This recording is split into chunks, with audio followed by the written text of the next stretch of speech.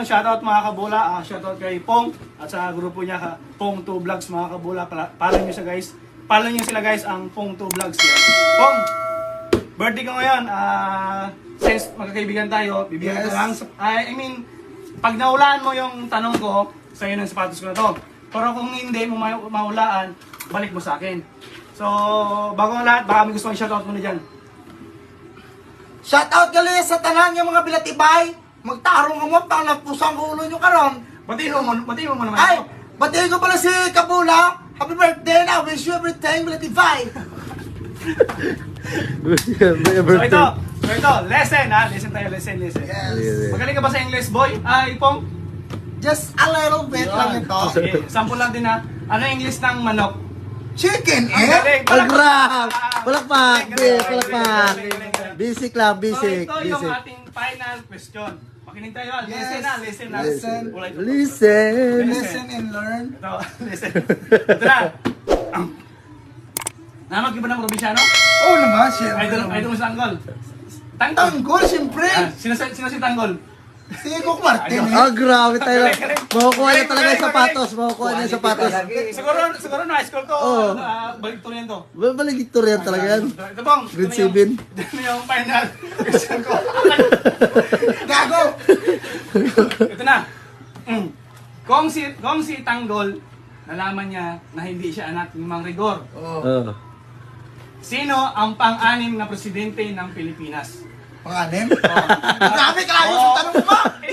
Ganun talaga po. Panganim? Wait lang. Pwede kang sumagot sa akin ng 2 beses. Okay, tayo may pabor pa. Sila kita eh, kaya bigyan ng 2. Dalawa. Kaso ka. Kapag medyo matagal, Panganim? wait, opo, kapag medyo matagal, galit ka hindi? Hindi naman. Dol, kahit 10 pa. Hindi na alam. Ops! Bibi, di ba? 2 sagot, pwede magsabi. Kapag medyo matagal ang sagot natin po, bibilang ako ng 10 seconds para next naman tayo. Okay? Oh, May next, pag hindi ko masagot, may next pa na tanong. Sila na next. Ay, sila na next. Sayang. sige, isa pa. Sige, Kasi ko, pabor na yun. ulitin ko Ulitin ko tanong sa'yo Kung si Tanggol, nalaman niya na hindi siya anak ni Mang Rigor, sino ang pang-anim na presidente ng Pilipinas? Hula lang. Si Okay? Apolinario Mabini? Mali. Last one chance. 10. Di ba binata? Di ba si... Apolinario man? Na, Si naman. ano eh? 9. Yung para labi. 8. Si Rigor?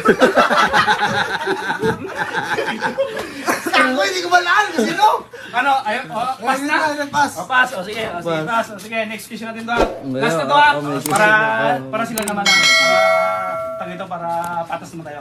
Okay. Ito. Magaling sa math, no? Hindi, kunti lang, kunti. Sample. 1 plus 1.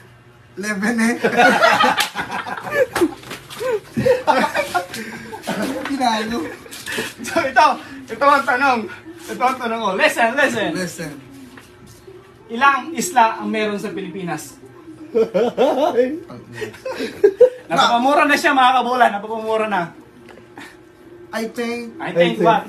34? 34? What? 34 isla eh.